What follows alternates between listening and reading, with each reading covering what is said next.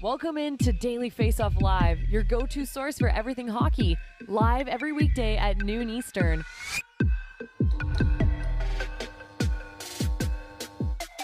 Hello, everyone. Welcome back to Daily Faceoff Live. It is Wednesday, March 15th. It's Matt Larkin here, joined by Stephen Ellis, our prospect analyst and associate editor. And Stephen, it was a busy night in the NHL, a newsworthy morning. I want to get your reaction on a scale of 1 to 10. How excited are you for this draft lottery coming May 8th? Oh, you don't even know how excited I am. This is awesome. This is the year that we've been building for almost 3 or 4 years at this point. Okay, we're going to throw 2 minutes and 30 seconds up on the clock. We're going to stick with generational talent as our theme, Stephen. We're going to start it off today with Connor McDavid. He finally hits the 129-point mark. He does it in game 68 of the season. He beats Nikita Kucherov's record for the most in any season of the salary cap era. It's beyond that, though, Stephen. It's the most in any season since Mario Lemieux in 95-96. So I want to know, Stephen, do you think that Connor McDavid right now is having the best season individually of the century? Is it longer? What's your reaction?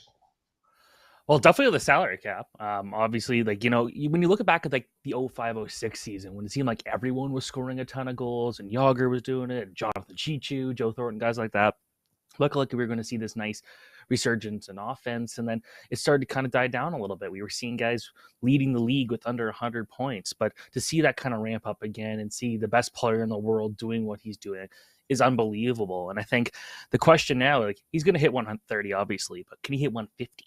I think that's something that would be very interesting to see, especially when you're seeing what, Connor Bedard, the next phenom, doing what he's doing in the WHL, those numbers. It'd be cool to see the next big superstar and the current big superstar going out there and putting up records in their respective leagues. Well, obviously we're not going to see a record this year, but I guess in the salary cap era. But to see what McDavid's doing this year, he's just how does he keep getting better? It doesn't make sense. He's just that good. He's unbelievable. And you mentioned 150 points. The pace right now is 156, and that would eclipse Steve Yzerman from 1989 for the highest total ever by a non-Gretzky or Lemieux player. That's how good McDavid is being. I look at some other seasons this millennium that really stand out. Chris Pronger winning the MVP in 2000. I think Tim Thomas 2011, Vezina Trophy, and the Conn Smythe Trophy. Even Cale Makar last year was a pretty legendary season. But I think you can really make a case that McDavid is having the best season of the century, especially when you compare him to his competition. So right now, if you look at the margin between him and Leon Draisaitl, if you continue their scoring pace for the rest of the season, McDavid is on pace to win the Art Ross Trophy by 35 points. That would be the most ever by a player who wasn't named Wayne Gretzky. It would be the most by anyone in 36 years. So McDavid is just on another planet right now, and I think it's fair to say this is the best season of the century. The only comparison would be the mini season in 2020-21. His pace was right there as well. He was just as dominant that year, but he's up against himself. I think we can agree that McDavid right now is the most dominant player. I think it's getting past Mario Lemieux. He's going to equal Mario Lemieux in career scoring titles this season, and Gordie Howe. I think it's now just McDavid and Wayne Gretzky neck and neck. Unbelievable story. So, Stephen, we have the GM meetings going on this week, of course. Gary Bettman speaking earlier this morning, and he addressed, talking to reporters, the salary cap. Right now, the increase is still slated to be just $1 million for next season. However, he did indicate that there is some possible room for negotiation. We have Marty Walsh coming in as executive director of the NHLPA. He starts next Monday. He hasn't started his job yet, but there could be a possibility of negotiating with the players to make that cap go up. To me, it begs the question, okay, then what does the NHL get in return? We know the escrow debt is mostly paid off there. Would there be another concession that the league wants? There's an opportunity to exploit that if the players really want this cap to increase. But what I want to ask you, Stephen, I want to move forward. And let's say there is a negotiation that increases the cap next year beyond $1 million. Is there a team that you think is crossing its fingers right now that you think is going to benefit the most if the cap goes up? So there's the obvious teams. There's the teams like Tampa, Toronto, Vegas, the teams that are kind of going out there and that have been playing really at the line for the last couple of years. They'll get some extra benefit there, but then I feel like they also be the teams that will continue to try to not exploit it, but they're going to continue to get as close online as possible year after year and put themselves in similar situations. The team I'm most excited about, though, the Buffalo Sabres. It's actually the team right now with the most salary cap space for next year to begin with about $20 million.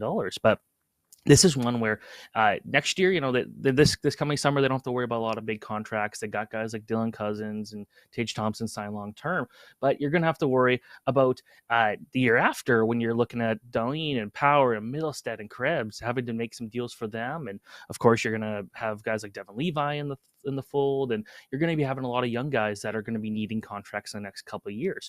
At the same time, I think they can be a big time buyer. So any extra space will give them that flexibility. There's been rumors like, would Patrick Kane go to the Buffalo Sabres? The Buffalo boy, this is a team on the rise. He'd be a good piece there. And I feel like they're finally in a spot where they could start spending and bringing in the quality players. So the extra cap space, I think, makes it easy, and maybe they don't have to worry about the ramifications of signing their young guys to long-term deals. So I like what kind of the future is looking like for Buffalo, and I know I know it's not maybe the team that's most benefited from it, but it's the one I'm most excited to see with extra space. Yeah, I think the Sabres are a good pick. I also have my eye on the Florida Panthers. I think the perception, if you look at what they did last offseason, the wild offseason, of course, moving Uyghur and Jonathan Huberdeau, bringing in Matthew Tkachuk, I think there's a perception with that organization that they are almost willing to take a step back to go forward later. And they have their eye on this coming off season. They have some big money coming off the books. So that's a team that could sort of surprise everyone. We know there's a lot of talent there. I could see the Panthers loading up.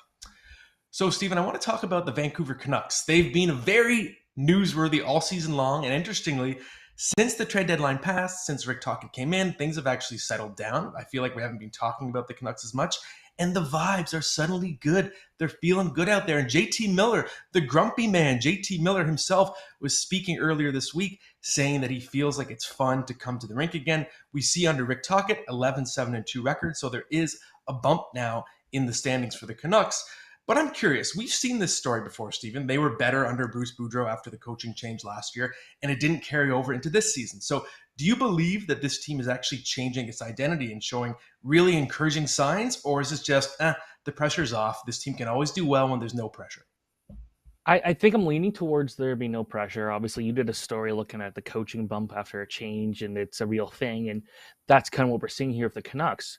At the same time, this is a team that I don't think, obviously, it's not a great team. There's a lot of flaws with it, but I don't think it's as bad as it was looking. At a certain point, it was clear they were going to make a coaching change. It felt like the team kind of just gave up. They were just kind of looking for that next change. It was just so many rumors, so many stories, so many controversies on and off the ice. It was like, well, something's got to change here at some point, and they did. But, you still got a team with Elias Pettersson, who's could hit 100 points this year. You got JT Miller, who, when he's playing really good, he's well over a point per game player. Andrei Kuzmenko, a good, huge piece of that team. Quinn Hughes. And then you look at Thatcher Demko, a guy that was supposed to be kind of the future of this team in net. And my theory is kind of like the same thing with Jack Campbell. I think he was never 100%. Like Jack Campbell last year when he was playing well with the Leafs, then everything kind of fell apart, and then he was out for a while. I have my theory that for Demko, this is a guy who was just playing injured much longer than we kind of were aware of, because we know how good he was, and he just did not look comfortable in the net. He wasn't moving like he could. So while I do think this is still a team with a lot of talent, and I do like what they are capable of maybe doing the next couple of years, there's still a lot of work to be done, and I think you got to do more than just a coaching change, and they did that. So we'll see, but I don't.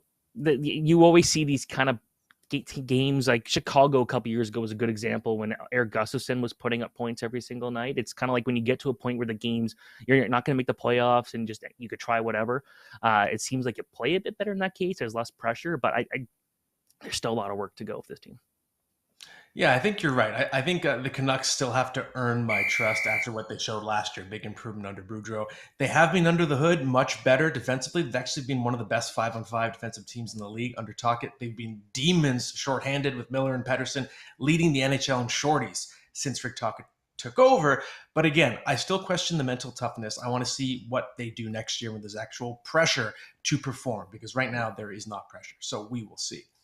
I wanted to talk about the Calder Trophy race, Stephen. And it's funny because there isn't much of a race this year, it seems. There have been a lot of good rookies in the year, but they're never all good for long enough, whether it's because of injuries, recalls, guys getting called late, different circumstances. It feels like Matty Beniers is just running away with this thing.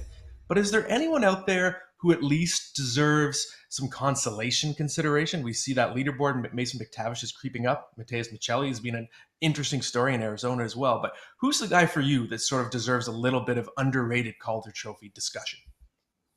Well, first off, I know there's been a lot of talk about Michelli online and people saying like he's got to get some Calder votes. I'm 100% on that boat.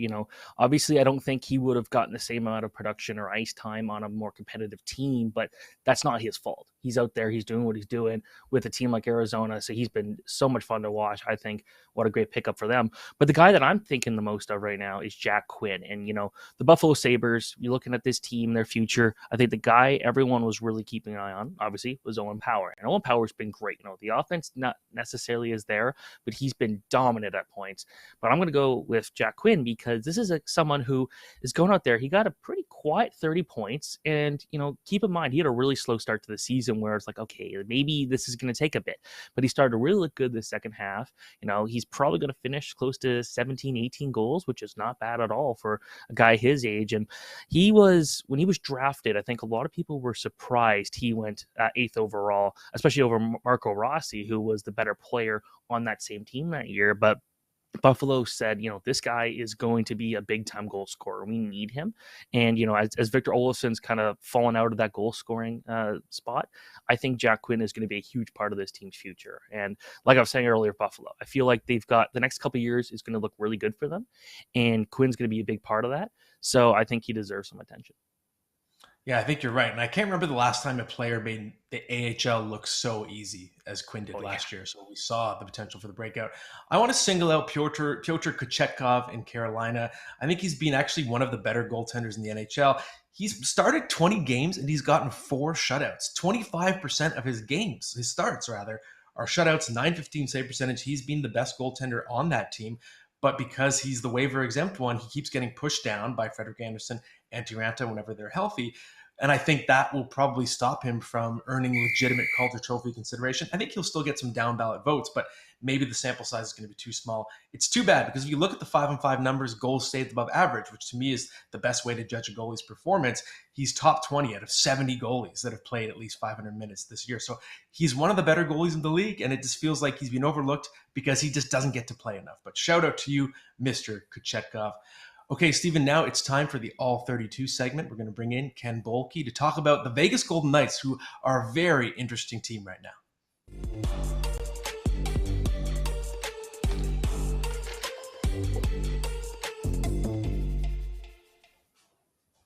Okay, it's time for a new segment of All 32, and we're bringing on, of course, Ken Boehlke from SinBin Vegas. Ken, how is life in the desert right now? It's good to have you on.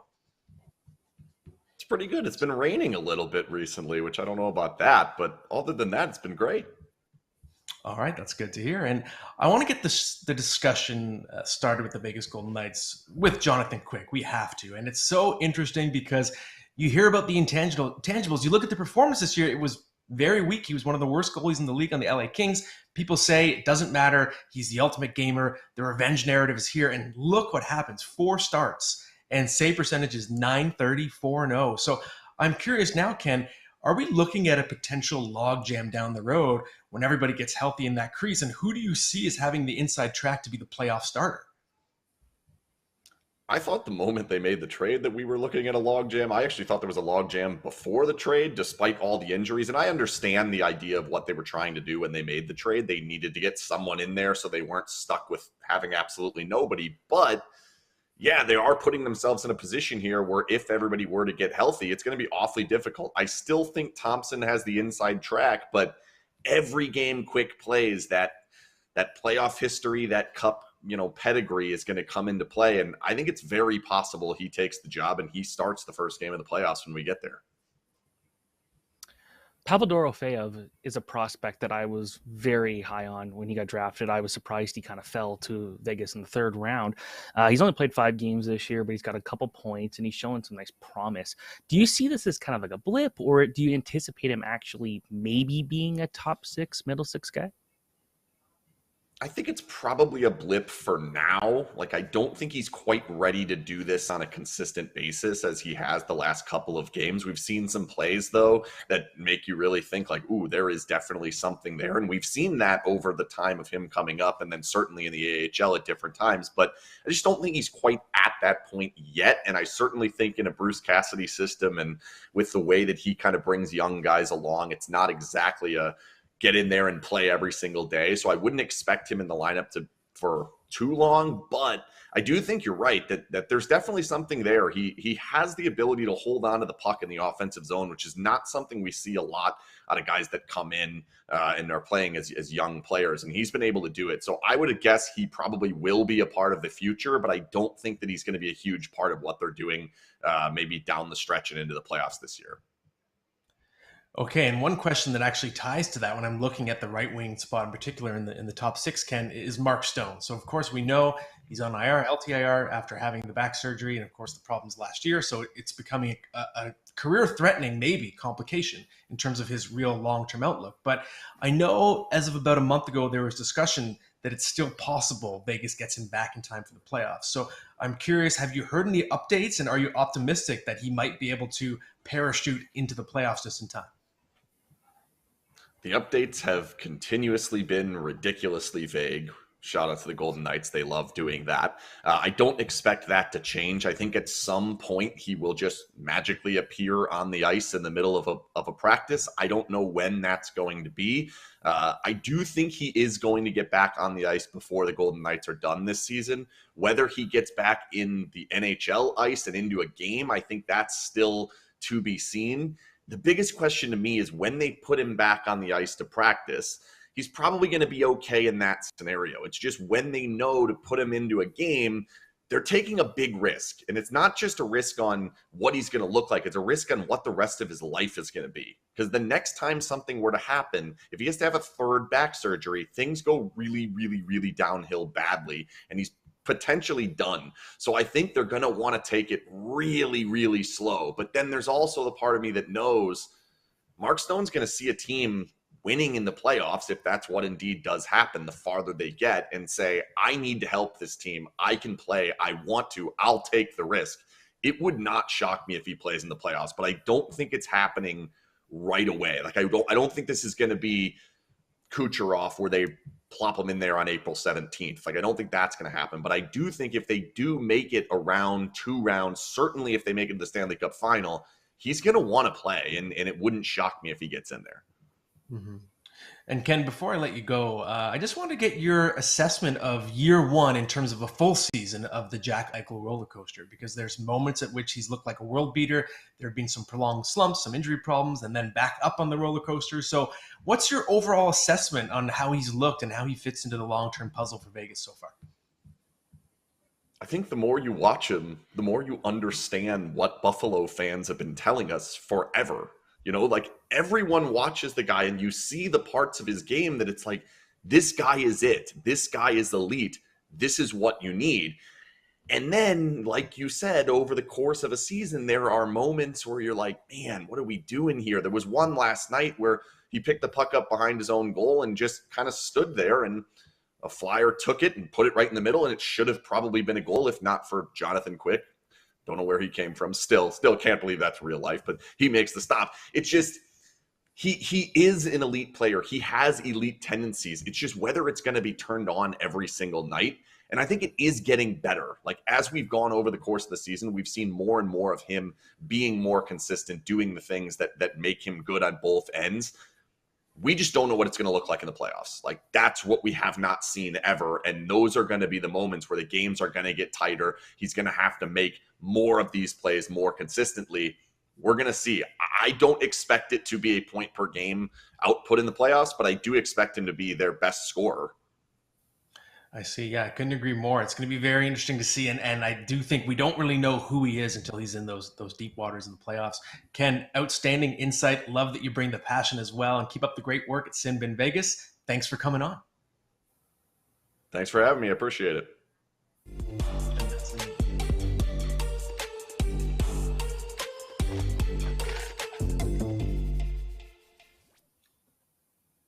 Okay, Stephen, it's time for the Ask DFO inbox question. This is one that's been on my mind for a while as we get to the stretch run, start looking at those wild card standings. And I'm curious for you, if you are one of the top dogs, the Boston Bruins, one of those teams that finishes as a high seed in the playoffs, who is the opponent that you don't want to be your quote unquote reward for finishing high? Who is that tough out, that scary underdog matchup in your mind? It's tough because there's a few of them. Like the first two that came to mind were Florida and Buffalo. Buffalo because this is becoming an all Buffalo episode at this point, but I just their defense can be very scary at points. But for me, I'm gonna go with Florida. This is a team that's got one of the top scorers in the league in Matt Tkachuk. Aaron Ekblad, still is Aaron Ekblad. The goaltending is very hit or miss, and we know that that's been an issue, I think, for the Panthers and why they're trying to chase a spot in the playoffs. And at one point, it looked like they were going to fall in the bottom 10 of the league. But Florida is just too good of a team to have just been this bad this year. And you said it on the show a couple weeks ago, maybe a couple months ago, that they were going to be able to fight their way and make the playoffs.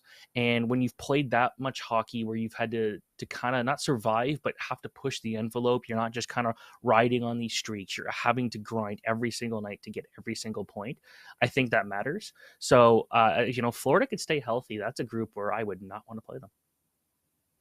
Yeah, that's very interesting. And it's funny. I looked at the standings and I thought, should I just be a jerk and say Colorado? I don't think that's fair. I think that's cheating because technically Colorado's bouncing around. They're in the third spot, but they could easily drop into a wild card position. I feel like it doesn't count for the sake of this exercise. Even Edmonton is the same. So the team that I'm looking at is actually the New York Islanders. And it's funny because I've been pretty critical of the Islanders. I don't think they should have made the Bo Horvat trade. I still don't think they should have made that trade given the age of a lot of their roster. That said, if this team gets into the playoffs, they are interesting to me as a potential upset team because they're very deep, of course, at center. We already know that with Horvat coming in. Matt Barzal, of course, has a chance to be back in time for the playoffs. I like their top four on D, but mainly it's the Ilya Sorokin factor in net.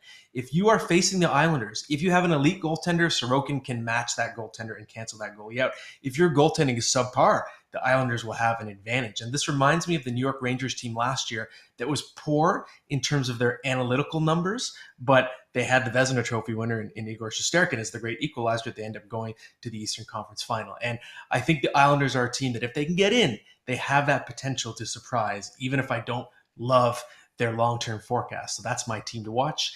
And now it's time, of course, for our daily betting segment. We're going to bring in Mr. Tyler Yaremchuk.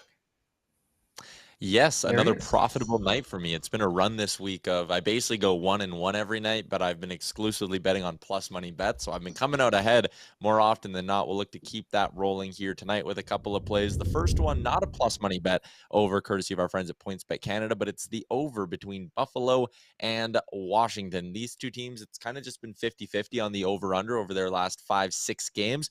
But in their last 5 games, the Caps have averaged 7.2 total goals per game. The Sabres have averaged 6.8 total goals per game. So there's been some really high scoring games in there, and I like the two of them to collide for a lot of offense again tonight. I'm taking over 6.5 between Buffalo and Washington. And then I'm heading to a player prop, and it's Jacob Vrana's shot prop. He's played 4 games now since being moved to the St. Louis Blues, and he's hit this mark in 3 of those 4 games. It's been 6 shots, 4 shots, 3 shots, and then 1 last time out. So I like him in a bit of a bounce back spot to go over 2.5. And our friends at PointsBet Canada actually have it up at plus 115. So there's a little plus money juice for you on a Wednesday night. The Vrana shot prop and the over between Buffalo and Washington. I like it. Thanks, Tyler. And Vrana already suggesting that was a wise buy low by the St. Louis Blues. I really like it. That's right, already. And retaining some salary the other way as well. So very tidy work by Doug Armstrong. Thank you, Tyler. And Stephen, we're going to finish it off. Okay, here's a sentence that a couple days ago would have made no sense to me, but I'm going to utter it to you now. You have some thoughts on the Big City Greens Classic. And for the uninitiated, that is the live 3D animated stream that was run by Disney and ESPN last night of the Capitals-Rangers game. You had chickens instead of referees. You had 3D graphics following along with the stream. It was really fun, but I know you have some thoughts on it. So give me your take on this, Stephen. First off, saying the chickens, yeah, that part was hilarious. Yeah, so I can't say I'm a huge fan of big city greens. I have no idea what that is or anything about it, but watching that game last night was honestly some of the most fun I've had watching an NHL game in a while. Rangers and Capitals, and they had some players that were like replaced by characters of the show. Like Shesterkin was Grandma. That was the character who was an old lady going up there and just making some huge saves. And can't say it was a goalie powerhouse there. Bill wasn't very good there for Washington, but it was just so cool to see the technology in motion. I'm someone who loves kind of seeing the next wave of technology. Like, I'm a big fan of VR. I like following AR, electric cars, things like that, like the next steps of what we're going to see in technology. So seeing this and how they used the puck tracking technology to make that work was really cool. Now, I do hope we get to see more public uses of puck tracking that isn't that, because it did, as fun as it was to watch, it was kind of funny watching players looking like at the boards when they're taking a shot or completely not paying attention to what's going on. And the chickens kept phasing through players and disappearing. But I thought for what it was, that was really cool. Much better than I thought it was going to be for when they announced it. Because, I've done some animation work myself. I could tell you how hard it is to do live animation, let alone on a live broadcast like that. And then the motion capture they were using when Kevin Weeks was explaining some things in the crease, where basically the mouth was moving in real time and all the movement looked very fluent. That was really cool too. So I'm excited to see what, the NHL, ESPN, whoever decides to keep using this stuff. But that was fun. That was enjoyable. Even if you have no idea what was going on, they interviewed a cow at one point, but I thought that was just really cool to see all that stuff in action. Yeah, I agree. In the NHL, I'm glad to see it shooting its shot here. I think it is borrowing a page, of course, from the Nickelodeon slime games in the NFL, and that's a wise decision. They're trying to grow the game in creative ways, make it more of just an open sport to people who don't necessarily normally consider hockey something that they gravitate toward. And this is a great way to do it. I saw a lot of anecdotal discussion on Twitter about people whose kids had never watched a hockey game, but they wanted to watch this entire one start to finish. And I do think they'll work out the kinks in the technology, so I hope they stick with it. Because yes, the NHL makes a lot of mistakes when it tries to do something different. It doesn't always get it right. The batting average isn't great, but once in a while you're going to hit. You got to keep trying, and I think this was a great success. So I agree with you, Stephen. And that is it for today's episode of Daily Faceoff Live. Thank you, Stephen. Thank you, Tyler Remchek. Thank you, Ken Boehlke. And thank you to our head of production, Alex Allard. We will be back tomorrow, of course, at noon Eastern. Until then, we have you covered on a busy news day at dailyfaceoff.com. Thanks for tuning in to Daily Faceoff Live. Make sure you hit the subscribe button to never miss an episode.